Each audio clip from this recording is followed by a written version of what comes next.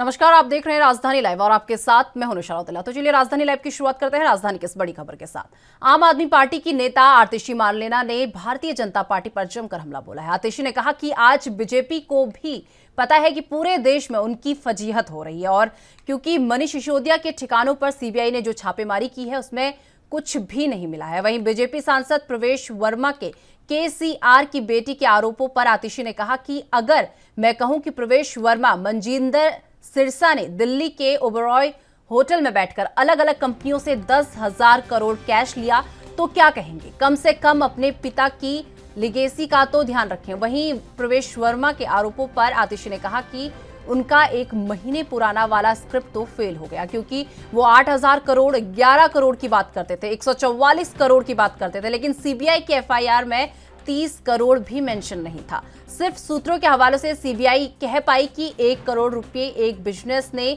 दूसरे बिजनेस को दिए हैं। दरअसल ये सब इसलिए ताकि इससे ध्यान हटाया जा सके कि 14 घंटे के सर्च के बाद भी मनीष सिसोदिया के घर से कुछ नहीं मिला। नोटों की रंगोली बनाने वाली एजेंसी ये बताएं तो सही कि कितने पैसे और कितने सोने के सिक्के और कितनी संपत्ति और कागजात मिले हैं। जहां इसे छुपाने के लिए सांसदों से प्रेस कॉन्फ्रेंस कराए जा रहे हैं। उन्होंने कहा कि आज केंद्र को पता है कि देश के सामने उनकी फजीहत हो रही है। देश के लोगों ने मोदी जी को बहुत उम्मीद से प्रधानमंत्री बनाया था, लेकिन विपक्ष के खिलाफ एजेंसी भेजने में ध्यान लगा रहे हैं। अरविंद केजरीवाल 130 करोड़ लोगों को साथ जोड़ने का प्लान बना रहे हैं।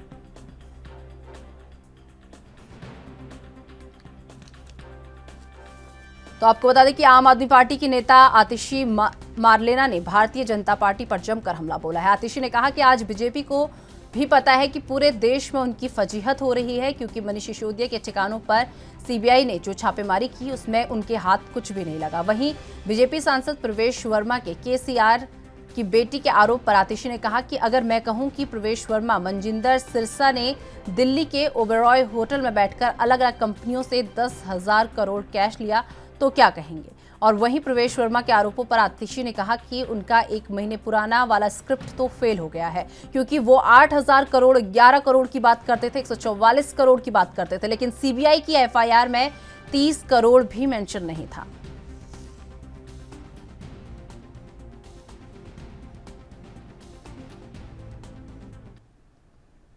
इस खबर पर अधिक जानकारी के लिए हमारे संवाददाता राजीव तिवारी हमारे साथ जुड़ चुके हैं। राजीव, बात कर ले मनीष सिसोदिया की, तो मनीष सिसोदिया पर जो सीबीआई का छापेमार कार्रवाई हुई थी उसे लेकर आतिशी ने भी, आप नेता आतिशी ने भी अपनी प्रतिक्रिया दी है, क्या कुछ कहा?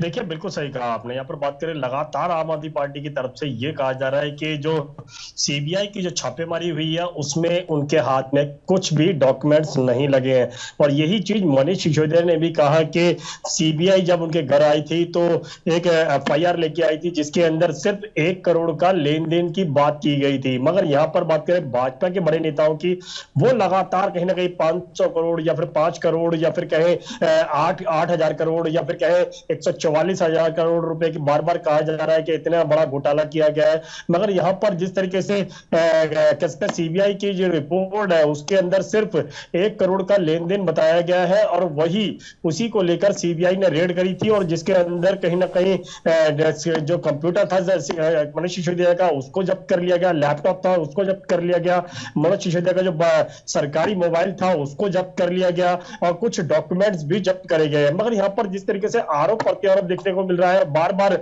आम आदमी पार्टी के जो बड़े नेता है, संजय सिंह की बात करें, आतिशी की बात करें, मनीष सिसोदिया की बात करें, अरविंद केजरीवाल की बात करें, सभी कहीं ना कहीं केंद्र सरकार यानी कि भाजपा के ऊपर निशाना साधते हुए नजर आ रहे हैं और बार बार ये कहा जा रहा है कि जांच एजेंसियों का इस्तेमाल किया जा रहा है। मगर भाजपा की तरफ से भी बार बार कहा जा रहा था कि जिस तरीके से मनीष सिसोदिया गिरफ्त हुए हैं और कहीं ना कहीं सीबीआई उनके ऊपर कार्रवाई करती नजर आ रही है, तो कहीं ना कहीं आम आदमी पार्टी जो है वो बौखला गई है। इसीलिए कहीं ना कहीं डर की वजह से कहीं ना कहीं दूसरों के ऊपर इल्जाम लगा रही है। मगर यहाँ पर अभी तक आरोप सिद्ध नहीं हुआ है क्योंकि जब तक सीबीआई रिपोर्ट जो है वो कोई ना कहीं कोर्ट के अंदर जाएगी और उसके बाद में आरोप तय होगा, ये देखना होगा। मगर अभी बात करें जिस तरीके से सीबीआई की, तो सीबीआई ने लुकआउट जो नोटिस जारी किया गया था, मगर जिस तरीके से केंद्र सरकार की जानकारी के बाद में ये पता लगा कि जो लुकआउट नोटिस है वो केंद्र सरकार यानी कि सीबीआई की तरफ से जारी नहीं किया गया है और इसको लेकर कहीं ना कहीं बड़े आरोप प्रत्यारोप भी देखने को और सारे दिन में कल गर्मा सरगर्मी इसी चीज को देखने को मिली। बार बार भाजपा की तरफ से बार बार आरोप लगाए जा रहे थे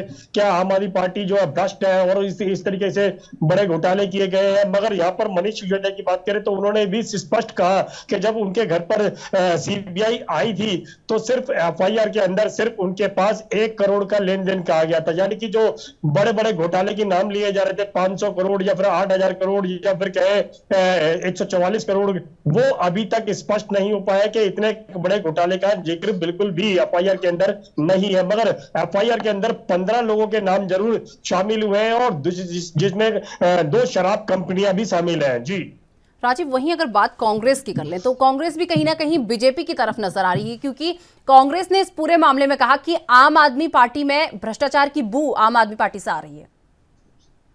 देखिए बिल्कुल सही कहा आपने। यहाँ पर बात करें जैसे ही सीबीआई कह सकते हैं रेड डाली गई थी तो उसके बाद में ही कांग्रेस की बात करें तो कांग्रेस भी कहीं ना कहीं इसी मुद्दे को लेकर कहीं ना कहीं प्रदर्शन करती हुई नजर आई। लगातार ये कहा गया कि मनोज सिसोदिया का इस्तीफा लेना चाहिए था, मनोज सिसोदिया को तो इस्तीफा देना चाहिए था, उसे आम आदमी पार्टी हटाना चाहिए था।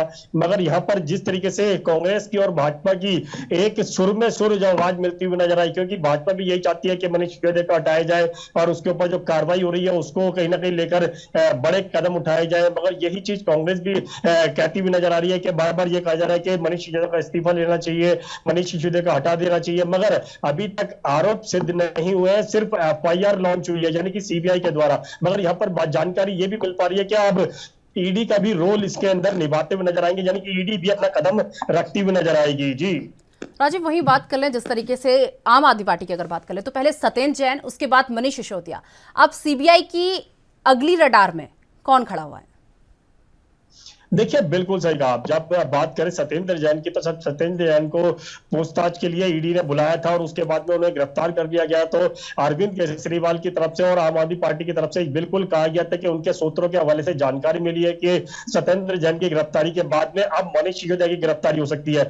और यही चीज बार बार कही जा रही थी जिसकी वजह से कहीं ना कहीं जो सीबीआई कार्रवाई थी वो नहीं हो पाई थी। मगर अब जिस तरीके से सीबीआई कार्रवाई हो रही है मनीष सिसोदिया के ऊपर और लगातार उनके मोबाइल और लैपटॉप और कंप्यूटर को जब्त किया गया है, तो कहीं ना कहीं यही आशंका आम आदमी पार्टी के अंदर देखने को मिल रही है कि कहीं ना कहीं सत्येंद्र जैन के बाद में अब मनीष सिसोदिया की गिरफ्तारी हो सकती है। और इसी को लेकर भाजपा की तरफ से भी बार बार कहा जा रहा है कि सत्येंद्र जैन जो है वो भ्रष्ट थे और इसी को लेकर आम आदमी पार्टी के जो मनीष सिसोदिया है वो भी भ्रष्ट है और लगातार आम आदमी पार्टी को भ्रष्ट बताया जा रहा है। मगर कहीं ना कहीं अभी आरोप सिद्ध नहीं हुए हैं, इसी को लेकर कहीं ना कहीं अभी आरोप प्रत्यारोप ही देखने को मिल रहा है। राजनीति पहलू से बात करें तो राजनीति पहलू सिर्फ जनता के पास यही मैसेज देने की कोशिश कर रही है कि ये भ्रष्ट है और वो भ्रष्ट है। मगर कहीं ना कहीं आरोप सिद्ध होने के बाद में ही ये कहना सही होगा कि कौन भ्रष्ट है कौन भ्रष्ट नहीं है। जी राजीव, वहीं बात कर ली जाए, कल मनीष सिसोदिया ने भी एक प्रेस कॉन्फ्रेंस की है, तो उनकी प्रेस कॉन्फ्रेंस में क्या कुछ है हमारा?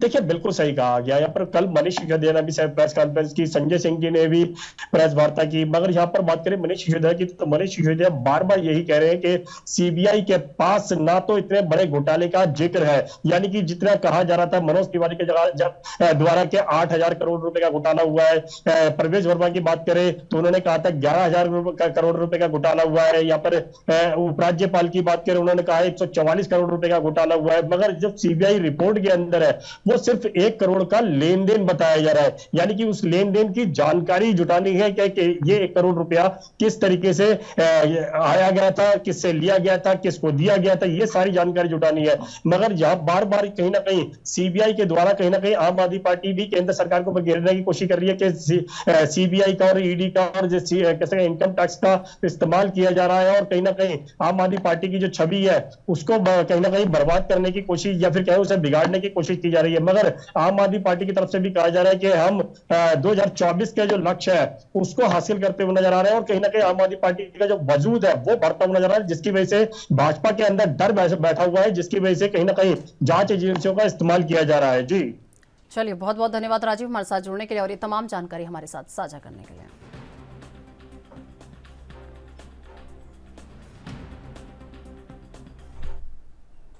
मध्य प्रदेश में 20 अगस्त यानी आज दिग्गज नेताओं का जमावड़ा लगने जा रहा है और केंद्रीय गृह मंत्री अमित शाह मध्य प्रदेश के दौरे पर आ रहे हैं। खास बात यह है कि अमित शाह के साथ 4 राज्यों के मुख्यमंत्री भी मध्य प्रदेश के दौरे पर आ रहे हैं, जिसमें उत्तर प्रदेश के मुख्यमंत्री योगी आदित्यनाथ भी शामिल हैं। चारों राज्यों के सीएम एक साथ मध्य क्षेत्रीय परिषद की 23वीं बैठक में होंगे और केंद्रीय गृह मंत्री अमित शाह की अध्यक्षता करेंगे और परिषद की बैठक में कनेक्टिविटी, बिजली, नदी जल बंटवारे और साझा हितों के अन्य मुद्दों पर चर्चा होगी। निर्धारित प्रक्रिया और परिपाटी के अनुसार क्षेत्रीय परिषद की बैठक से पहले परिषद एक स्थायी समिति की बैठक होगी है, जिसमें परिषद के समक्ष रखी जाने वाली कार्यसूची की जांच की जाती है और प्राथमिकता तय की जाती है।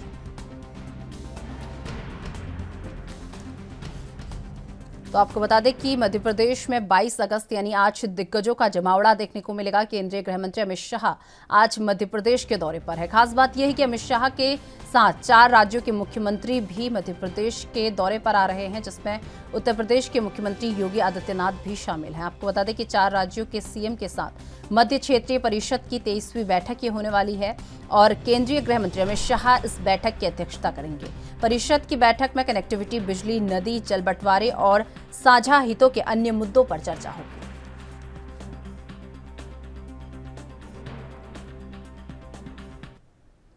इस खबर पर अधिक जानकारी के लिए हमारे संवाददाता जितेंद्र चौहान हमारे साथ जुड़ चुके हैं। जितेंद्र, जिस तरीके से बात कर ली जाए, आज सीएम योगी आदित्यनाथ जो है मध्य प्रदेश के दौरे पर रहने वाले हैं। भोपाल में एक बैठक जो है आयोजित की जाने वाली है, तो इस बैठक को लेकर एक बार पूरी अपडेट। देखिए, आज मध्य प्रदेश में जाने वाले हैं सीएम योगी आदित्यनाथ और सीएम योगी आदित्यनाथ के साथ 4 राज्यों के मुख्यमंत्री होंगे और कहीं ना कहीं गृह मंत्री अमित शाह भी मौजूद रहेंगे और मध्य क्षेत्र की जो बैठक है उसमें कहीं ना कहीं शामिल होगा। और मध्य प्रदेश में यूं कह सकते हैं भोपाल में आज जो दिग्गज हैं उनको कहीं न कहीं जबड़ा लगेगा। और मध्य क्षेत्र की बात की जाए तो 1956 में इसका गठन हुआ था, इस परिषद का गठन हुआ था और राज्य पुनर्गठन आयोग की सिफारिश से 1956 में मध्य क्षेत्र परिषद का गठन हुआ। इसके अंतर्गत सभी राज्यों के 6 परिषदों में बांटा गया था, जिसका उद्देश्य राज्यों के बीच आपसी समन्वय और आर्थिक और सामाजिक विकास जैसे मुद्दों पर चर्चा करने के लिए बनाया गया था। और केंद्र की सरकार से समाधान निकाला परिषद की जिम्मेदारी थी। और उसी के क्रम में आज मध्य क्षेत्र की परिषद की बैठक है और जिसमें उत्तराखंड के मुख्यमंत्री, उत्तर प्रदेश के मुख्यमंत्री समेत जो है 4 राज्यों के मुख्यमंत्री मौजूद रहेंगे। और वहीं बात की जाए तो आज गृह मंत्री अमित शाह की अध्यक्षता में ये बैठक होगी और ये बैठक काफी अहम मानी जा रही है, क्योंकि बात की जाए मुद्दे की तो उसमें मध्य प्रदेश और छत्तीसगढ़ की नक्सल समस्याओं को केंद्र की नियंत्रित करने को लेकर चर्चा की जा सकती है।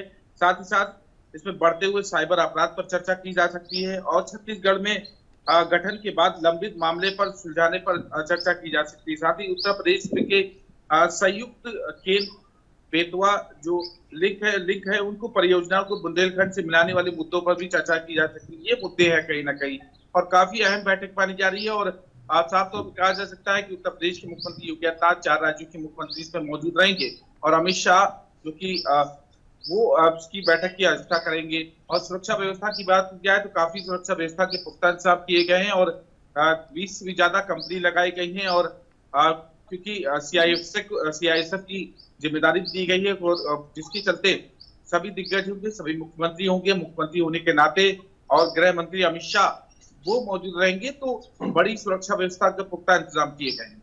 जितेंद्र, वहीं बात कर ली जाए, अगर उत्तर प्रदेश की बात कर ली जाए, क्योंकि उत्तर प्रदेश के मुख्यमंत्री भी इस बैठक में शामिल होने जा रहे हैं, अगर उत्तर प्रदेश की बात कर ली जाए तो उत्तर प्रदेश के नजरिए से कौन सा मुद्दा सबसे अहम होगा जिस पर आज चर्चा हो सकती है?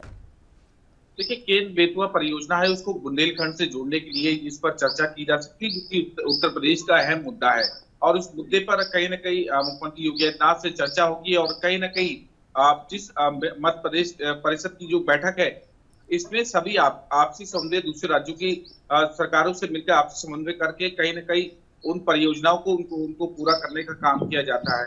तो वही छत्तीसगढ़ हो चाहे मध्य प्रदेश हो, नक्सलवादी का मुद्दा है तो उत्तर प्रदेश में केन बेतवा का जो लिंक है उसको कहीं ना कहीं बुंदेलखंड से जोड़ने का ये परियोजना है। और भी काफी अहम मुद्दे हैं क्योंकि 2024 का नजदीक चुनाव है और चुनाव के नजरिए से भी ये काफी जो बैठक है वो अहम मानी जा रही है। और सभी को दृष्टिगत देखते हुए उत्तर प्रदेश के मुख्यमंत्री जब पहुंचेंगे और राज्यों के मुख्यमंत्री को देंगे तो वहीं शिवराज सिंह चौहान जो मध्य प्रदेश के मुख्यमंत्री है वो कहीं ना कहीं अमित शाह का और सभी का स्वागत करने का काम करेंगे।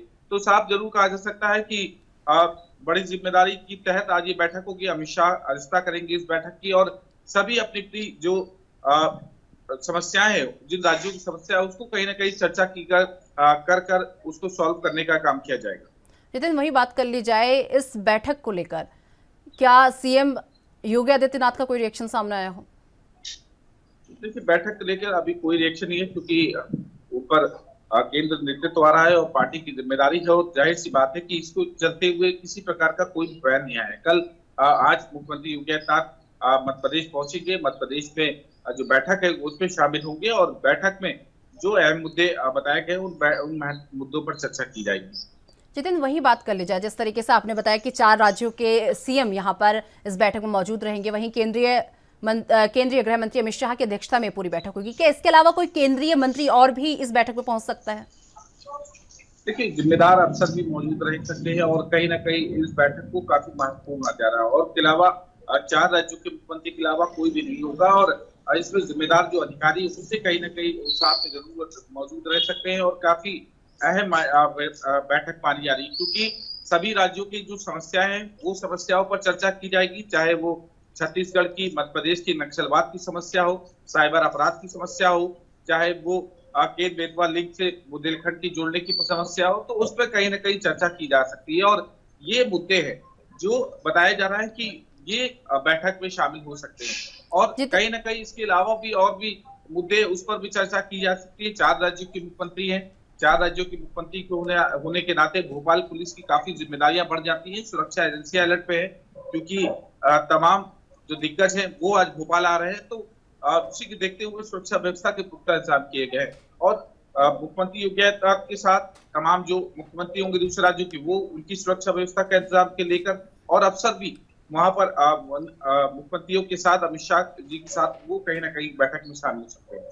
चलिए, बहुत बहुत धन्यवाद जितेंद्र हमारे साथ जुड़ने के लिए और ये तमाम जानकारी हमारे साथ साझा करने के लिए। तो आपको बता दें कि AIMIM के सांसद असदुद्दीन ओवैसी और उनकी पार्टी की पूरी सियासत मुस्लिम बनाम हिंदू के इर्द गिर्द ही घूमती है, और अब ओवैसी की सियासत में एक बार फिर मैसूर के शासक रहे टीपू सुल्तान की एंट्री हुई है। ओवैसी ने महबूब नगर में अपनी पार्टी की एक रैली में जमकर टीपू सुल्तान की तारीफ की। ओवैसी ने टीपू को आजादी के आंदोलन में सबसे बड़े नायकों में से एक बताया। ओवैसी ने कहा कि टीपू सुल्तान ने अंग्रेजों के खिलाफ जो जंग लड़ी उसे भुलाया नहीं जा सकता। उन्होंने कहा कि आज जो लोग मुसलमानों के खिलाफ घृणा फैला रहे हैं वे टीपू के बारे में झूठ बोलते हैं। ओवैसी ने कहा कि टीपू सुल्तान पर इलियास भटकली की किताब सबको पढ़नी चाहिए। उन्होंने कहा कि टीपू ने राह दिखाई और उसी पर चलकर देश को अंग्रेजी शासन से मुक्ति मिली। इस दौरान उन्होंने महान स्वतंत्रता सेनानी वीर सावरकर के बारे में आग भी उगली। ओवैसी ने यही नहीं रुके, टीपू सुल्तान की तारीफ करने का सिलसिला जारी रखते हुए उन्होंने कहा कि मैसूर के शासक को सिर्फ धर्म के बारे में ही पता नहीं था, वो फारसी, अरबी, कन्नड़ और फ्रेंच भाषा भी जानते थे। ओवैसी ने कहा कि टीपू ने अंग्रेजों के खिलाफ 4 जंग लड़े और देश में कुछ लोग उनकी निशानी मिटाना चाहते हैं। अब ओवैसी वीर सावरकर को अपने भाषण में ले आए और उन्होंने कहा कि सावरकर ने 4 बार अंग्रेजों को माफीनामा भेजा था। उन्होंने कहा कि टीपू और सावरकर में आसमान और जमीन का अंतर है। ओवैसी ने आगे कहा कि कुछ लोग कहते हैं कि टीपू सुल्तान हिंदुओं के खिलाफ थे।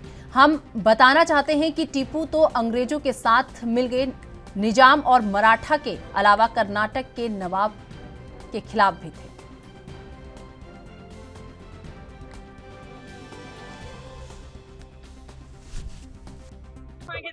टीपू सुलतानांनी किती हिंदूंवर अत्याचार केला याच्या संदर्भात आयोगाने बघितलं पाहिजे आणि सावरकरांचा इतिहास त्यांना समजू शकत नाही, ज्यांना देशच माहिती नाही त्यांना सांगितलेली टीपू सुलतानांनी किती हिंदूंवर अत्याचार केला याच्या संदर्भात आयोगाने बघितलं पाहिजे आणि सावरकरांचा इतिहास त्यांना समजू शकत नाही, ज्यांना देशच माहिती नाही त्यांना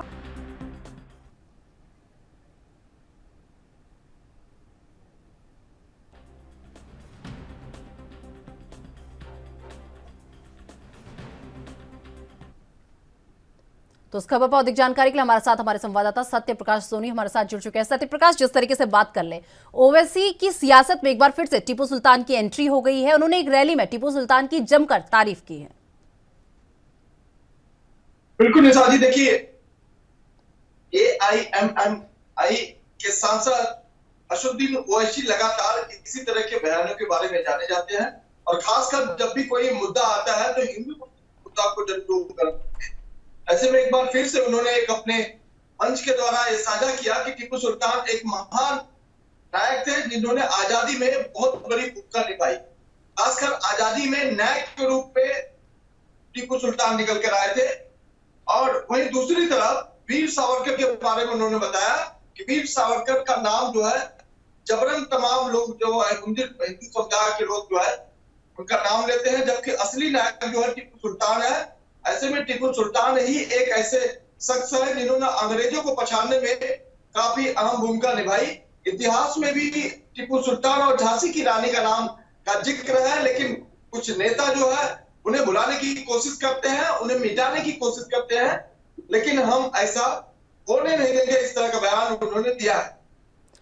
सत्यप्रकाश, वहीं अगर बात कर ली जाए टीपू सुल्तान की, जहां पर एक तरफ ओवैसी ने तारीफ की तो वहीं दूसरी तरफ देवेंद्र फडणवीस का उनसे लेकर एक बयान भी सामने आया। तो अपने बयान में क्या कुछ जो है देवेंद्र फडणवीस ने कहा है? बिल्कुल नहीं साथी, देखिए देवेंद्र फडणवीस का सीधा स्टैंड क्लियर है। उन्होंने कहा कि ये वही टीपू सुल्तान है जिसने हजारों लोगों को धर्म के नाम पर परिवर्तन करवाया, मुस्लिम धर्म कबूल करने में लोगों को काफी प्रताड़ना दी। इसके बाद कितने मंदिरों को तोड़ने में अहम भूमिका टीपू सुल्तान की है। नर विरोधी, हिंदू विरोधी है, कितने लोगों का नरसंहार करवाया टीपू सुल्तान ने। ऐसे टीपू सुल्तान को ओवैसी जो है इस तरह से अगर बयान देते हैं तो जाते हुए बेहद गलत है और शर्मनाक बयान है। ऐसे में वीर सावरकर के बारे में इस तरह का वक्तव्य कतई भारतीय जनता पार्टी बर्दाश्त नहीं करते। जी सत्यप्रकाश, वहीं अगर बात कर ली जाए जिस तरीके से टीपू सुल्तान की जमकर जो है ओवैसी ने तारीफ की, तो इससे क्या समझा जा सकता है कि ओवैसी क्या दिखाना चाहते हैं कि मुसलमानों को बहुत बड़ा यहाँ पर ओवैसी दिखाना चाह रहे हो? बिल्कुल, देखिए कई राज्यों में महानगर पालिका का चुनाव है। ऐसे में सभी नेता जो है अपनी पूरी कोशिश में लगे हैं कि उनके जो धर्म समुदाय के वोट है वो उन्हें ज्यादा से ज्यादा मिले। ऐसे में मुस्लिम समुदाय का वोट 2-3 भागों में बढ़ जाता है। पहला भाग है कांग्रेस, दूसरा भाग है एनसीपी, तीसरा भाग है ओवैसी AIMIM पार्टी। अब ऐसे में ओवैसी को ये डर लग रहा है कि महानगर पालिका चुनाव में अगर कुछ मुद्दे गर्म नहीं किए जाते, खासकर धर्म को लेकर, क्योंकि उन्हें पता है कि हमारे भारत देश में धर्म की राजनीति से ही लोग आगे बढ़ जाते हैं। यही वजह है कि वो ऐसी पूरी कोशिश कर रहा है कि अपने जो मुस्लिम समुदाय के वोट बैंक है वो उन्हें ज्यादा से ज्यादा मिले, इसलिए उन्हें टीपू सुल्तान की राग छेड़ दिया है। और इसके पीछे की मंशा बस यही है कि महानगर पालिका में AIMIM पार्टी के तमाम जो उम्मीदवार होंगे उन्हें भी ज्यादा से ज्यादा इसका फायदा दिया जा सके। वहीं सत्यप्रकाश, बात कर ली जाए, एक तरफ तो टीपू सुल्तान की जमकर जो है ओवैसी ने तारीफ की है, तो वहीं दूसरी ओर जो है सावरकर के लिए कहीं ना कहीं आग उगलते हुए जो है ओवैसी नजर आए। तो इसे लेकर किसी और का भी जो है बयान सामने आया हो? देखिए, सावरकर को लेकर हर किसी शख्स के मन में एक सम्मान है, क्योंकि सावरकर ही है जो आजादी के वक्त 15 पाकिस्तान में काफी सालों तक जो है कैद रहे, लेकिन उन्होंने अपनी जो जानकारी थी, जो भारत देश की जानकारी थी, उसे शेयर नहीं किया। तो ऐसे में अगर वीर सावरकर को लेकर कोई भी इस तरह का बयान देता है तो जाहिर तौर पर हिंदू धर्म से जुड़े हुए लोग जो है कहेंगे इसे बर्दाश्त नहीं करेंगे।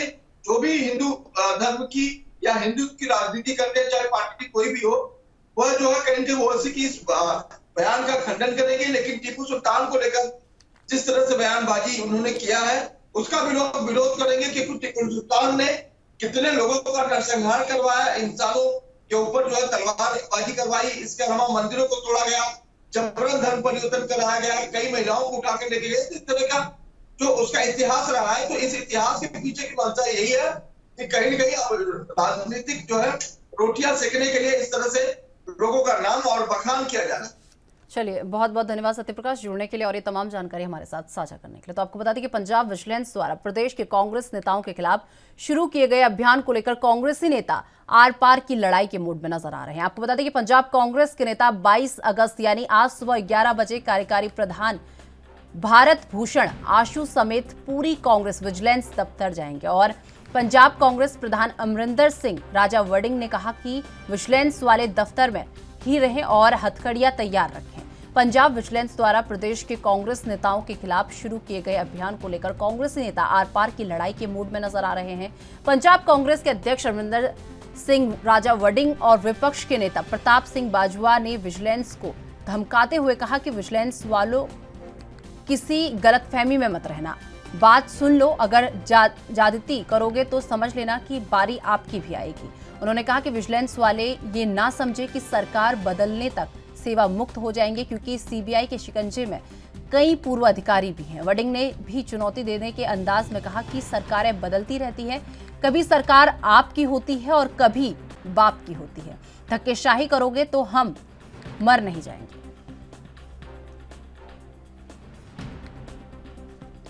तो आपको बता दें कि आज कांग्रेस जो है, कांग्रेस के बहुत सारे नेता आज 11 बजे विजिलेंस दफ्तर का रुख आज वो करेंगे और पंजाब विजिलेंस द्वारा प्रदेश के कांग्रेस नेताओं के खिलाफ शुरू किए गए अभियान को लेकर कांग्रेस में आर पार की लड़ाई जो है देखने को मिल रही है।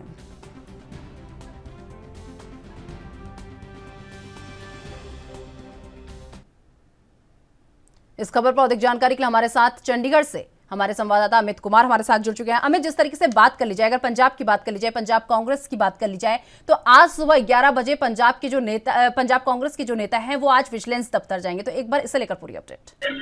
सीधे तौर पे देख सकते हैं कि जैसे कि विजिलेंस के द्वारा पंजाब कांग्रेस के सीनियर नेता भारत भूषण आशु या फिर उनके पंजाब कांग्रेस के उप प्रधान भी हैं, जो उनके ऊपर नाम से पर्चा दर्ज किया गया और उनको अगर हम कहें पूछताछ के लिए बुलाया गया है। इस कड़ी में अगर हम कह सकते हैं कि आप पूरी तरह से कांग्रेस एक साथ होती हुई नजर आ रही है, कि पंजाब कांग्रेस एकजुट होकर लगातार इस बात को कहती नजर आ रही है कि विजिलेंस को वेपनाइज किया जा रहा है। विजिलेंस के नाम पर कांग्रेस या फिर हम कहें किसी तौर पर ऑपोजिशन को डराने की कोशिश की जा रही है, क्योंकि पुरानी सरकार कांग्रेस की तो लगातार कोई ना कोई पर्चे केसेस निकाले जा रहे हैं। इसके ऊपर क्या कह सकते हैं कि पंजाब सरकार ने अपना कड़ा रुख रखा है उनको कि पिछले जितने भी हो रहा है तो वहां पे विजिलेंस अपनी तरफ से कार्रवाई कर रही है, उनमें कई कांग्रेसियों के नाम शामिल हो रहे हैं। पर कांग्रेस का कहना है कि उन्हें जानबूझ के टारगेट किया जा रहा है, क्योंकि वो ऑपोजिशन में है और मेन लीडर ऑफ ऑपोजिशन भी उन्हीं की पार्टी की तरफ से है, जैसे प्रताप बाजवा जो लीडर ऑफ ऑपोजिशन भी है और मेन अगर हम कहेंगे ऑपोजिशन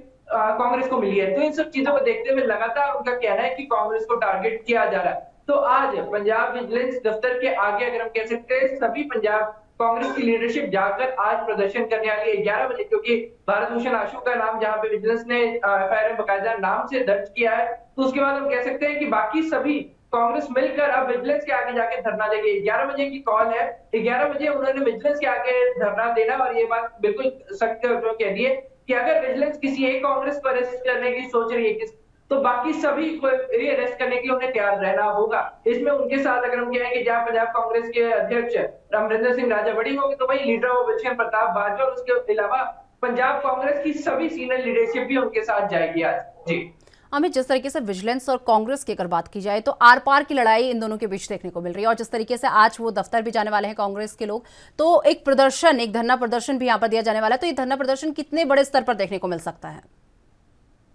देखिए, सीधे तौर पर हम कह सकते हैं कि कांग्रेस के लीडर्स ये कहते हैं या फिर सीधे तौर पे कहें कि पंजाब कांग्रेस के प्रधान अमरिंदर सिंह राजा वड़िंग ये कहते हैं कि बार बार झूठे एलिगेशन लगाए जा रहे हैं, बार बार कांग्रेस के सीनियर लीडर्स को टारगेट किया जा रहा है जानबूझ के, ताकि कांग्रेस की इमेज हताश हो और अगर इमेज हताश ना हो तो कम से कम वो एक केस के चक्कर में फंसे रहे, लगातार वो अपने लोगों के लिए काम ना कर सके। तो इस चीज को देखते हुए जो पूरी पंजाब कांग्रेस ने डिसीजन लिया है कि विजिलेंस के आगे जाएगी और सब एक साथ खुद को हम कह सकते हैं उन्होंने एक एक करके किसी भी नहीं, वो सबके ऊपर एक साथ ही अरेस्ट कर ले, अगर कोई पर्चा देना है तो दे दे। पर उन्होंने ये चीज बिल्कुल क्लियर कर दी कि विजिलेंस से पंजाब कांग्रेस की लीडरशिप डरने नहीं वाली है। अगर कोई पर्चा करते हैं, अगर वो झूठा पर्चा करते हैं तो उनके ऊपर वो कार्रवाई करेंगे। उन्होंने ये बात भी स्पष्ट की कि सरकारें चेंज होती रहती हैं, कि अभी भले ही आम आदमी की सरकार है पर समय उनका भी आएगा और अगर जिस तरीके से झूठे पर्चे दिए गए तो सीनियर ये ना समझे कि जो अधिकारी अभी जानबूझ के कार्रवाई कर रहे हैं या उनका एलिगेशन है कि झूठी कार्रवाई कर रहे हैं,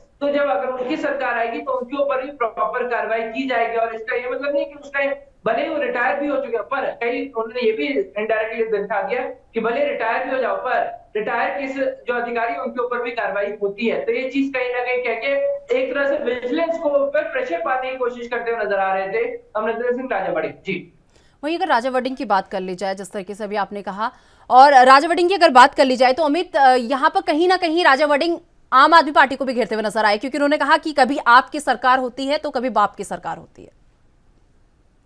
देखिए, यहाँ पे वो अपने सीधे तौर पर कह सकते हैं कि कटाक्ष भी करते हुए नजर आए कि पहले सीधे तौर पर हम कह सकते हैं कांग्रेस की सरकार रही है लगातार एक लंबे टर्म तक कांग्रेस, उससे पहले अकाली दल की रही है और अब आम आदमी पार्टी की आई है। तो इसके ऊपर उन्होंने अपना एक एग्जाम्पल या फिर कहें कि घुमा की बात कही है कि अभी भले ही आम आदमी की सरकार है जिसका आप जिनकी आड़ में आप झूठे पर्चे कर रहे हैं, पर उनको ये भी याद रखनी लोड है अधिकारियों को कि बार सरकार बदल सकती है, अगली बार शायद फिर वापस कांग्रेस की सरकार आ जाए और जब कांग्रेस सरकार आएगी तो शायद जिन जिन ने झूठे पर्चे दिए हैं, जिन जैसे उनके एलिगेशन है, उनके ऊपर सख्त कार्रवाई कांग्रेस सरकार अपने टर्म में करा सकती है। तो एक तरह से उन्होंने भी पुश बैक किया है। उन्होंने कहा है कि जहां पे एक तरह से एलिगेशन दिए हैं कि पंजाब में आम आदमी पार्टी सीधे तौर पे विजिलेंस का इस्तेमाल करके प्रेशर डाल रही है अपोजिशन पे, तो यही चीज रिपीट भी हो सकती है। एक कटाक्ष था या फिर हम क्या है कि एक तरह से हम कह सकते हैं कि एक वार्निंग थी, ये समय ही बता पाएगा। हमें जिस तरीके से आज कांग्रेस जो है विजिलेंस दफ्तर जाने वाली है, वहां प्रदर्शन करने वाली है, तो इसमें भारत भूषण आशु और राजा वड़िंग के अलावा कौन कौन बड़े चेहरे जो हैं इसमें शामिल हो सकता है वहां दफ्तर जाने की? हाँ देखिए, इनके अलावा अगर हम बात करें तो सही लीडरशिप शामिल है, जिसमें प्रताप सिंह बाजवा जो लीडर ऑफ अपोजिशन हो गए, उसके अलावा ओपी सोनी, फिर सुखजिंदर सिंह रंधावा, फिर ब्रह्म महिंद्रा, सुख सरकारिया, प्रगट सिंह, कुशलदीप सिंह ढिल्लों, राजकुमार चब्बेवाल, संजय तलवार, ये सीनियर लीडरशिप साथ में शामिल होता है। आप देख सकते हैं कंबाइंड फ्रंट दिया जाएगा कि जितने भी सीनियर लीडर्स हैं वो वहां मौजूद रहेंगे। तो देखिए, आप बता दें कि सैटरडे को बाकायदा एक मीटिंग की गई थी जिसमें सभी सीनियर लीडरशिप, अगर हम कहें कि अमरिंदर सिंह राजा वड़िंग के फ्लैट पे मौजूद थी, उसके बाद बाकायदा प्रेस कॉन्फ्रेंस की गई 6 बजे। पर उससे पहले अगर हम कह सकते हैं अमरिंदर सिंह के जो सरकारी फ्लैट है वहां पर एक बाकायदा मीटिंग हुई थी, वहां पे सभी चीजें डिस्कस की गई और जिसके बाद हम कह सकते हैं कि ये डिसीजन लिया गया। उस मीटिंग में सभी लीडरशिप शामिल थी, ओपी सोनी थे, सरकारिया शामिल थे, राजकुमार चब्बेवाल थे, राणा गुरजीत थे, प्रगट सिंह थे और खुद हम कह सकते हैं leader of opposition Pratap Bajwa, सभी लीडरशिप अगर हम कहें कि वहां पे मौजूद थी और ये मिलके कंबाइंड डिसीजन लिया गया है। जी चलिए, बहुत बहुत धन्यवाद अमित हमारे साथ जुड़ने के लिए और ये तमाम जानकारी हमारे साथ साझा करने के लिए। तो आपको बता दें कि हिमाचल प्रदेश कैबिनेट की बैठक राज्य सचिवालय में 22 अगस्त यानी आज होगी और मुख्यमंत्री जयराम ठाकुर की अध्यक्षता में प्रस्तावित इस बैठक में खैर कटान की नीति और प्री प्राइमरी शिक्षक भर्ती जैसे एजेंडे पर निर्णय लिया जा सकता है। इसके अलावा मुख्यमंत्री जयराम ठाकुर भी कई लंबित बजट घोषणाओं को मंजूरी दे सकते हैं। उधर हिमाचल में 2 गुटों की खींचतान के बीच पेंशनरों की संयुक्त सलाहकार समिति की बैठक आगे टाल दी गई है। 18 अगस्त को प्रस्तावित रही ये बैठक अब 31 अगस्त को आयोजित की जा सकती है। आपको बता दें कि मुख्यमंत्री जयराम ठाकुर की अध्यक्षता में पेंशनरों की संयुक्त सलाहकार समिति की पहली बैठक होगी और इसमें पेंशनरों के कई मुद्दे उठाए जाएंगे। हालांकि जयराम सरकार के इस कार्यकाल में कर्मचारियों की JCC बैठक पहले हो चुकी है।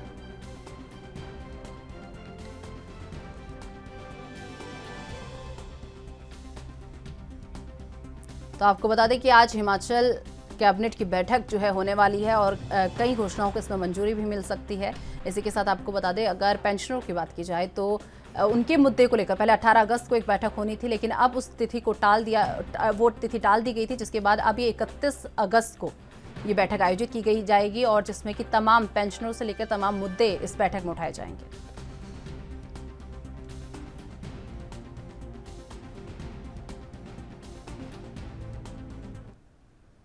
इस खबर पर अधिक जानकारी के लिए हमारे साथ हमारे ब्यूरो चीफ हिमाचल से टीना ठाकुर जी हमारे साथ जुड़ चुकी हैं। टीना जी, जिस तरीके से बात कर लीजिए, आज हिमाचल कैबिनेट की बैठक होने वाली है, कितने बजे तक ये बैठक हो सकती है, एक बार इसे लेकर पूरी अपडेट।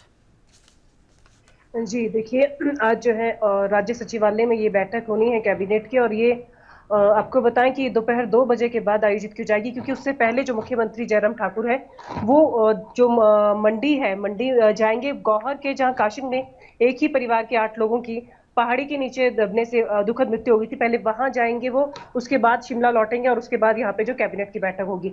आपको बताएं कि कैबिनेट की बैठक में पिछले दिनों जो 15 अगस्त को जो मुख्यमंत्री जयराम ठाकुर ने विभिन्न घोषणाएं की थी, उनको आज अमली जामा पहनाया जाएगा। इसके अलावा जो विधानसभा चुनावों को मद्देनजर रखते हुए जो घोषणाएं की जा रही हैं या बजट सत्र में जो घोषणाएं की गई थी, उनको अमली जामा तुरंत पहनाने के लिए जो ये बजट ये जो कैबिनेट है ये आयोजित की जा रही है। आपको बताएं कि कुछ दिनों पहले जो है सूत्रों ने बताया था कि जो कैबिनेट है वो अब, क्योंकि विधानसभा चुनाव को महज दो महीने का समय रह गया है, तो ऐसे में जो मुख्यमंत्री है वो चाह रहे हैं कि जो उनकी घोषणाएं हैं वो जल्दी जल्दी धरातल पर उतरे और जो जनता है उनको राहत मिले और लोगों को ये ना लगे कि केवल घोषणाएं की गई हैं और घोषणाओं के अलावा जो है वो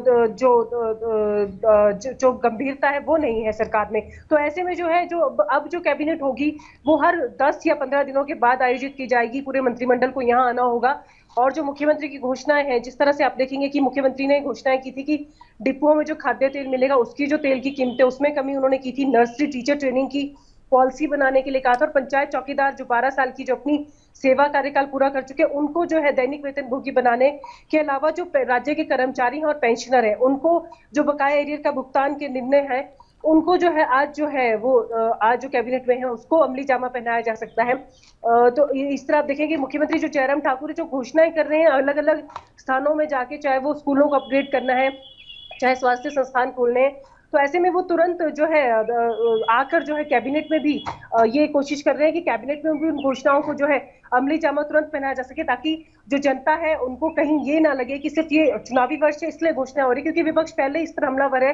वो लगातार कह चुका है कि सरकार सिर्फ चुनावी साल को देखते हुए घोषणाएं कर रही है, उनको अमली जामा पहनाने के लिए जो कोशिशें वो सरकार नहीं कर रही है। जी टीना जी, वहीं बात कर ली जाए, अगर 31 अगस्त की बात करें तो 31 अगस्त को भी एक बैठक का आयोजन होना है जिसमें पेंशनरों के मुद्दे को लेकर इसमें चर्चा हो सकती है, तो एक बार इसे लेकर पूरी अपडेट।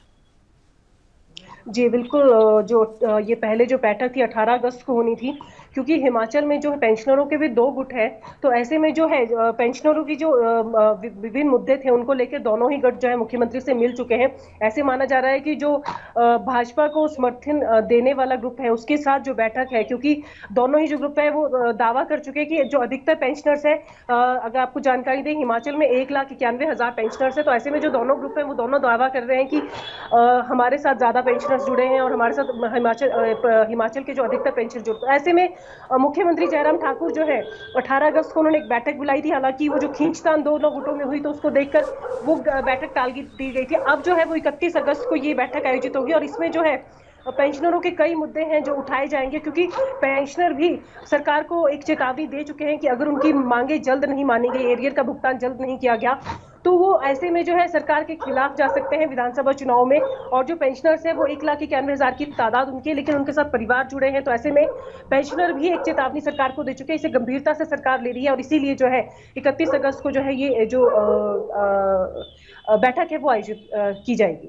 जी टीना जी, जिस तरीके से अभी आपने कहा कि कैबिनेट बैठक जो है हर 10 से 12 दिन बाद आयोजित की जाएगी, जल्दी जल्दी ये बैठकें जो है आयोजित की जाएगी, क्योंकि विधानसभा चुनाव को देखते हुए जल्दी जल्दी सरकार जो है ये बैठकों का आयोजन करने जा रही है, तो अगली बैठक कब हो सकती है इसे लेकर? जी देखिए, अभी जैसे आज 22 अगस्त है और आज ये बैठक होनी है, आप ये मान सकते हैं कि 31 अगस्त से पहले एक और जो कैबिनेट है वो आप देख सकते हैं, क्योंकि जो हिमाचल की सरकार है वो लगातार ये भी सुनिश्चित कर रही है कि जो मंत्री हैं वो हिमाचल की जो सचिवालय है शिमला का वहां पर लगातार बैठे, क्योंकि लोग जो है वो अब जनता जो अपनी समस्याएं लेकर वो लगातार सचिवालय पहुंच रहे हैं और वो विभिन्न जो मंत्री हैं उनके साथ वो संपर्क करना चाह रहे हैं। तो ऐसे में जो मंत्री है वो अपनी विधानसभा में व्यस्त है, तो ऐसे में ये तोड़ भी निकाला गया है कि इससे जो है हर 10-15 दिनों के बाद जो पूरा का पूरा कैबिनेट है, पूरा का पूरा जो मंत्रिमंडल है वो शिमला में बैठेगा और ऐसे में जो लोग हैं उनको आसानी रहेगी अपनी जो समस्या है उनको जो है मंत्रियों तक पहुंचाने में, और उनकी जो उम्मीद है उस पर जो है सरकार वो खरा उतरने का प्रयास करेगी। टीना जी, वही बात कर ली जाए, अगर हिमाचल में बात कर ली जाए, जिस तरीके से तमाम घोषणाएं यहाँ पर जो है तमाम घोषणाओं को आज मंजूरी मिल सकती है, वहीं पर ये एक मुद्दा जो है हिमाचल में काफी समय से गूंज रहा है सेब बागवानों को लेकर, तो इसे लेकर एक बार पूरी अपडेट सेब बागवानों को लेकर। हेलो, हाँ जी देखिए, जो सेब बागवान है वो भी आपको पता है कि 17 अगस्त को जो है जेल भरो आंदोलन एक बहुत बड़ा उन्होंने किया था। एक बड़े पैमाने पर मॉल रोड पे जो धारा 144 का उल्लंघन करके वो लोग पहुंचे थे, नारेबाजी की थी और उनको जो है गिरफ्तार करके ले जाया गया था। गिरफ्तारियां उन्होंने बड़े पैमाने पे दी थी और उन्होंने एक चेतावनी सरकार को दी थी उस वक्त की, अगर आज भी सरकार नहीं चेतती है तो हम लोग जो है इससे भी बड़ा जो हिमाचल ने आज तक ऐसा बागवानों को और किसानों का आंदोलन नहीं देखा होगा, क्योंकि उन्होंने चेतावनी दी बागवान नेताओं ने कि उनको शायद सरकार को लग रहा है कि ये सिर्फ ऊपरी शिमला का मामला है या सेब से जुड़ा मामला, लेकिन ऐसा नहीं है। खाद्य वस्तु जो खाद होती है, खाद के दाम इस वक्त आसमान छू रहे हैं और कई जगह पे तो खाद मिल भी नहीं रही है। तो ऐसे में जो उन्होंने चेतावनी दी है कि जो किसान है पूरे हिमाचल से वो भी उनके साथ है, बागवानी से आपको 6 जिलों के जो बागवान है वो साथ में है। तो ऐसे में सरकार को हमारी जो मांगे हैं वो गंभीरता से उन पर विचार करना चाहिए और उनको जो है अमली जामा पहनाना चाहिए, नहीं तो जो आने वाला दिन है उसमें इससे भी बड़ा जो एक आंदोलन है वो सरकार देखेगी और इसमें जो है सरकार को जो विधानसभा चुनाव है उसमें इसका जो है बड़ा खामियाजा देखने को मिलेगा। हालांकि जो आज कैबिनेट होने जा रही है उसमें जो मुख्यमंत्री है वो पहले भी कह चुके हैं कि हम लोग कोशिश कर रहे हैं कि बागवानों को जो राहत है वो प्रदान की जाए। कुछ एक मसले जो है वो हल भी कर लिए गए हैं। आज उम्मीद तो की जा रही है कि कोई ना कोई बागवानों से जुड़ा मसला कैबिनेट में उठाया जाएगा और उस पर कुछ चर्चा की जाएगी। हालांकि जब तक कैबिनेट नहीं हो जाती है तब तक कह पाना मुश्किल है कि कैबिनेट में बागवानों के लिए क्या आज निकल कर आने वाला है। चलिए, बहुत बहुत धन्यवाद टीना जी हमारे साथ जुड़ने के लिए और ये तमाम जानकारी हमारे साथ साझा करने के लिए। तो आपको बता दें कि उत्तराखंड अधीनस्थ सेवा चयन पेपर लीक मामले पर सीएम पुष्कर सिंह धामी ने कहा कि ये मामला बहुत संवेदनशील है, इस पर किसी भी प्रकार की लापरवाही नहीं होगी, इसमें पारदर्शिता तरीके से काम होगा। मामले में जब तक सभी आरोपियों को जेल के पीछे नहीं डाल दिया जाएगा तब तक कार्रवाई में चलती रहेगी। तो वहीं उत्तराखंड के शिक्षा मंत्री धन सिंह रावत ने पेपर लीक मामले पर कहा कि किसी भी दोषी को छोड़ा नहीं जाएगा और बीजेपी सरकार जीरो टॉलरेंस पर काम कर रही है। वहीं राष्ट्रीय शिक्षा नीति का लाभ उत्तराखंड को मिलेगा। उन्होंने कहा कि राष्ट्रीय शिक्षा नीति के तहत मातृभाषा में पढ़ाई होगी और बच्चा किसी भी विषय का चयन कर सकता है। खास बात यह है कि बच्चे को विकल्प आधारित शिक्षा, रोजगार परक और भारतीय ज्ञान परंपरा आधारित शिक्षा मिलेगी।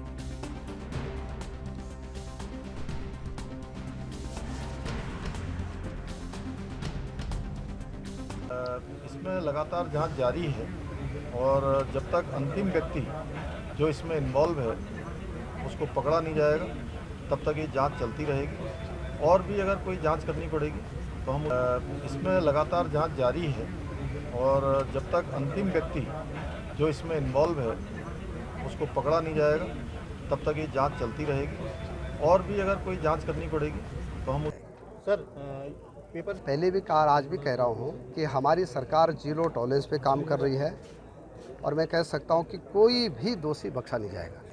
सर पेपर पहले भी कहा, आज भी कह रहा हूँ कि हमारी सरकार जीरो टॉलरेंस पे काम कर रही है और मैं कह सकता हूँ कि कोई भी दोषी बख्शा नहीं जाएगा।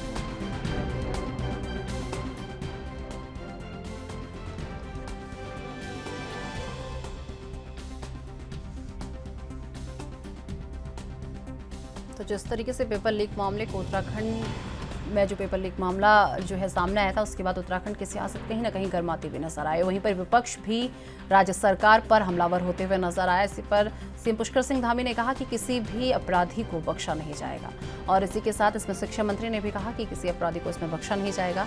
तो इससे कहीं ना कहीं उत्तराखंड की सियासत जो है गर्म होती हुई नजर आई। अब वहीं बात कर लें राष्ट्रीय शिक्षा नीति को लेकर भी जो है बात कही जा रही है। राष्ट्रीय शिक्षा नीति का जो लाभ है वो उत्तराखंड के छात्रों को मिलेगा और इसके साथ साथ शिक्षा के साथ साथ यहाँ पर रोजगार पर भी, छात्रों के रोजगार पर भी पूरा ध्यान दिया जाएगा।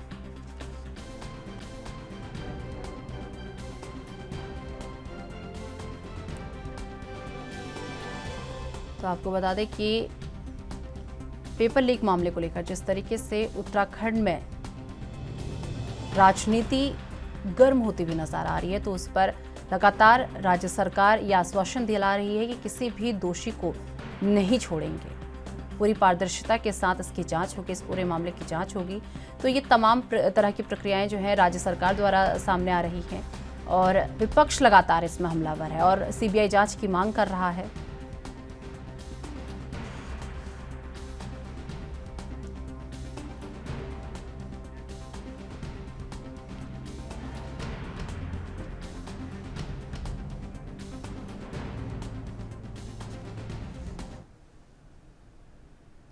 इस खबर पर अधिक जानकारी के लिए हमारे साथ कैफ खान हमारे संवाददाता जुड़ चुके हैं। कैफ, जिस तरीके से बात कर ली जाए राष्ट्रीय शिक्षा नीति को लेकर अगर बात कर ली जाए तो राष्ट्रीय शिक्षा नीति को लेकर सबसे पहले शिक्षा मंत्री का क्या कुछ कहना है, एक बार इसे लेकर पूरी अपडेट। जी सर, मैं निशा में आपको बताना चाहूंगा कि उन्होंने बताया कि उच्च शिक्षा नीति में राष्ट्रीय शिक्षा नीति को वे सितंबर माह में लागू कर देंगे। वहीं उन्होंने राष्ट्रीय शिक्षा नीति को बहुत ही सुंदर बताते हुए कहा कि वह शिक्षा अपनी मातृभाषा में ही होगी। इसमें बच्चे को अपना पाठ्यक्रम बनाने, उसको अच्छे ढंग से समझने पढ़ने का अधिकार है। बच्चे कोई भी विषय का चयन कर सकता है। नई शिक्षा नीति में बच्चे को चॉइस बेस्ड शिक्षा मिलेगी, बच्चे को भारतीय ज्ञान परंपरागत शिक्षा मिलेगी, बच्चे को रोजगार शिक्षा मिलेगी। वहीं उन्होंने पेपर लीक मामले में नकेल कसते हुए कहा कि हमारी सरकार जीरो टॉलरेंस पर काम कर रही है, किसी भी दोषी को बख्शा नहीं जाएगा। क्या वहीं अगर बात कर ली जाए, एक तरफ तो राज्य सरकार जो है राष्ट्रीय शिक्षा नीति की बात कर रही है, वहीं दूसरी तरफ पेपर लीक का मामला जो है तूल पकड़ता हुआ नजर आ रहा है। जी निशा, मैं बताना चाहूंगा कि कल जैसे धन सिंह रावत रामनगर डिग्री कॉलेज पहुंचे, जहां पर क्रीड़ा भवन में एक खेल भवन का आयोजन किया गया, वहां पर हॉल बनाए, तो उसके लोकार्पण पर उन्होंने जनता को संबोधित करते हुए बताया कि जहां पर जैसे ये लीक पेपर मामले में 22 आरोपित अभी तक गिरफ्तार हो चुके हैं और भी पुलिस की रडार पर है, तो उनको किसी भी सूरत में बख्शा नहीं जाएगा। इसमें सूत्रों के हवाले से खबर है कि इसमें बड़े नाम भी अभी आना बाकी हैं। वहीं क्या बात कर ली जाए, जिस तरीके से पेपर लीक का मामला जो है तूल पकड़ता हुआ उत्तराखंड में नजर आ रहा है, तो इसे लेकर सीएम पुष्कर सिंह धामी का क्या क्या रिएक्शन सामने आ रहा है? जी, पुष्कर सिंह धामी जी ने भी कहा है कि हमारी सरकार जीरो टॉलरेंस पर काम कर रही है, चाहे कोई भी दोषी है, इसमें वो किसी भी तरह की कोई कोताही नहीं बरतेंगे, उनके खिलाफ कड़ी से कड़ी कार्रवाई की जाएगी, क्योंकि इसमें छात्रों का जो जीवन है वो अस्त व्यस्त हो रहा है। वहीं कैफ अगर बात कर ली जाए, जो राष्ट्रीय शिक्षा नीति की बात राज्य सरकार कर रही है, इससे छात्रों को क्या क्या लाभ मिलेगा? जी, मैं बताना चाहूंगा, जैसे उच्च शिक्षा नीति में राष्ट्रीय शिक्षा नीति को सितंबर माह में ये लागू करने की बात कही है। इसमें काफी जैसे मातृ भाषा में ही इसकी लैंग्वेज होगी। सेकंड, इसमें कोई भी बच्चा जैसे पाठ्यक्रम को बनाने में या उसे समझने में जो है कोई भी मतलब परेशानी नहीं होगी, उसको ये अधिकार है कि वो अपना पाठ्यक्रम बना सकता है, अच्छे ढंग से समझने और अच्छे ढंग से पढ़ने का अधिकार उसे प्राप्त होगा। कैफ वहीं बात कर ली जाए, जिस तरीके से शिक्षा की बात यहाँ पर की जा रही है, तो शिक्षा के साथ साथ हर कोई शिक्षा इसलिए लेता है कि ताकि उसे अच्छा रोजगार मिल सके, तो रोजगार के लिए यहाँ पर क्या किया जा रहा है कि ऐसी शिक्षा में ऐसा क्या चीजें की जा रही है कि उन्हें अच्छा से अच्छा रोजगार जो है छात्रों को प्राप्त हो सके? जी देखिए, राष्ट्रीय शिक्षा नीति की अगर मैं बात करूं तो उसमें कई तरीके की ऐसी जैसे परंपरागत आधारित उसको शिक्षा मिलेगी, रोजगार आधारित शिक्षा मिलेगी, बच्चा किसी भी फील्ड में जाए उसे उसी फील्ड के अनुरूप जो है शिक्षा दी जाएगी। क्या वहीं अगर बात कर लें, जिस तरीके से राष्ट्रीय शिक्षा नीति की बात राज्य सरकार बार बार कह रही है, तो इसे लेकर छात्रों का क्या कुछ कहना है? क्योंकि छात्रों के लिए ये जो है स्कीम लागू हो रही है, तो छात्रों का इस पर क्या कुछ कहना है? जी देखिए, छात्रों का इस पर क्या कहना है, छात्रों का इस पर यही कहना है, क्योंकि सरकार ने इससे पहले भी काफी वादे किए हैं रोजगार देने के लिए, रोजगार अभी तक नहीं मिला, और जो रोजगारी दर है वो घटती चली जा रही है, बेरोजगारी दर बढ़ती चली जा रही है। तो इस पर छात्रों का यही है कि सरकार बड़े बड़े वादे करती है, लेकिन इसको पूरा कब करेगी। चलिए कैफ, बहुत बहुत धन्यवाद हमारे साथ जुड़ने के लिए और ये तमाम जानकारी हमारे साथ साझा करने के लिए। तो आपको बता दें कि छत्तीसगढ़ के मुख्यमंत्री भूपेश बघेल आज भोपाल दौरे पर रहेंगे और भोपाल में होने वाले मध्य परिषद की बैठक में शामिल होंगे। बैठक की अध्यक्षता केंद्रीय गृह मंत्री अमित शाह करेंगे और बैठक में छत्तीसगढ़ के अलावा उत्तर प्रदेश और उत्तराखंड के मुख्यमंत्री भी शामिल होंगे। मध्य परिषद की इस बैठक में नक्सलवाद, साइबर अपराध और जल बंटवारे जैसे अनेक मुद्दों पर चर्चा हो सकती है। आपको बता दें कि इससे पहले क्षेत्रीय परिषद की बैठक 2020 में राजधानी रायपुर में हुई थी, जिसमें मध्य प्रदेश के तत्कालीन मुख्यमंत्री कमलनाथ भी शामिल हुए थे। दरअसल क्षेत्रीय मध्य परिषद का गठन केंद्रीय सरकार और परिषद में शामिल राज्यों के समन्वय से इन राज्यों में संतुलित सामाजिक और आर्थिक विकास के साथ अंतर्राज्यीय सीमाओं को हल करने के उद्देश्य से एक उच्च स्तरीय सलाहकार मंच के रूप में किया गया है। इससे पहले जनवरी 2020 में क्षेत्रीय परिषद की बैठक छत्तीसगढ़ की राजधानी रायपुर में हुई थी।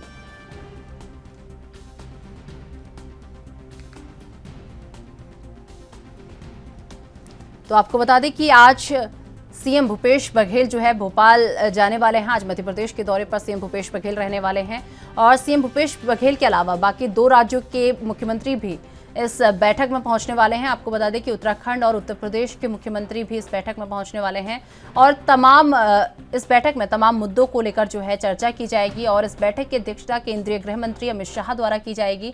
तो छत्तीसगढ़ से भी जुड़े कई मामले इस बैठक में उस पर भी बात की जाएगी।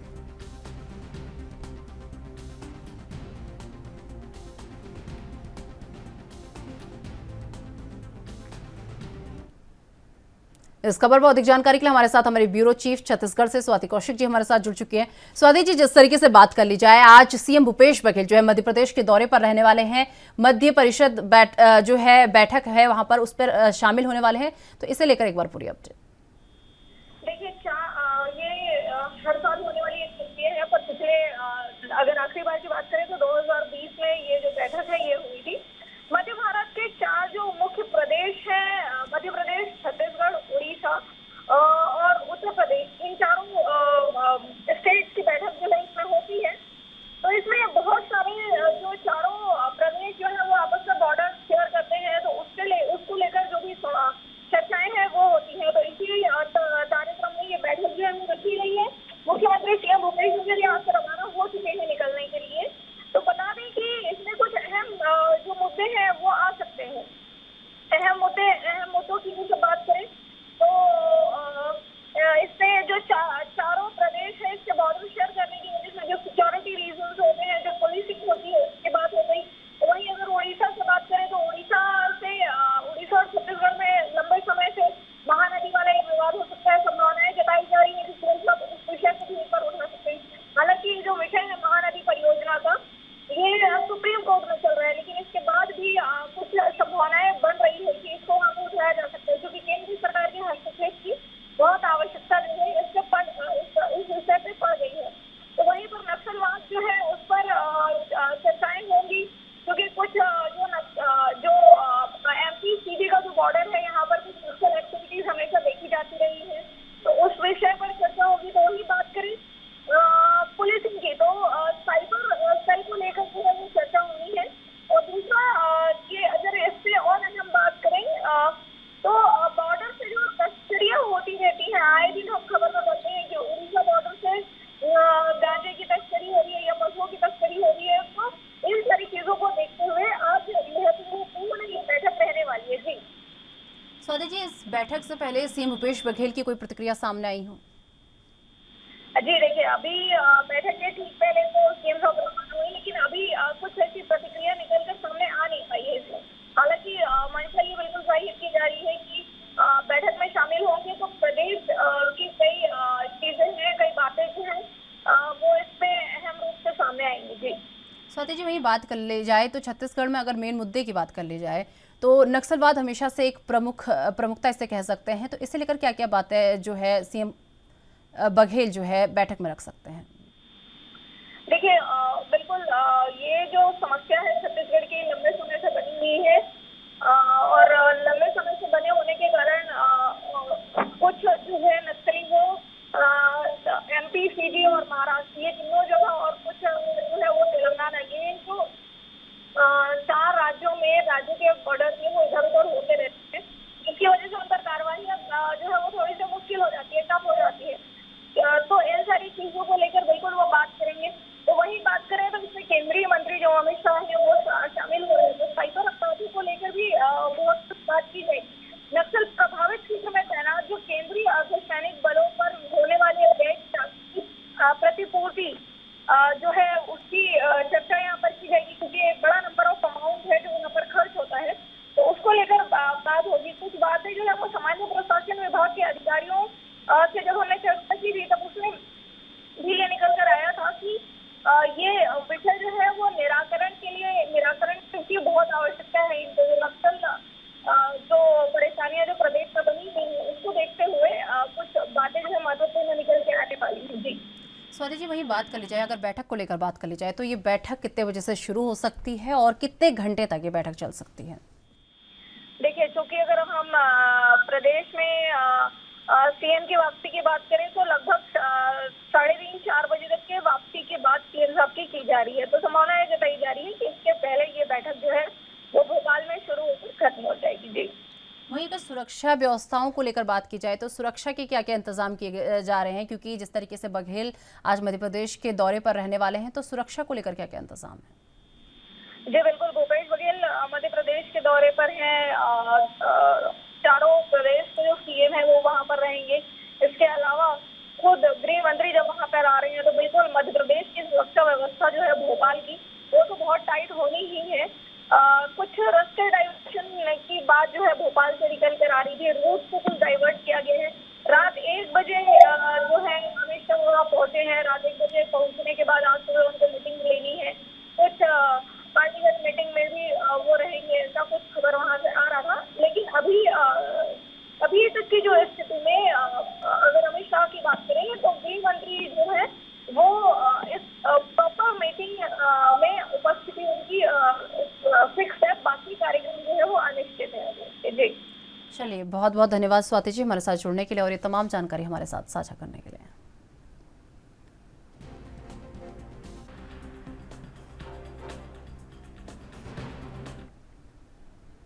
तो चलिए, मेरे साथ राजधानी लाइव में बस इतना ही। देश दुनिया की तमाम बड़ी खबरों के लिए देखते रहिए ANB न्यूज़। नमस्कार।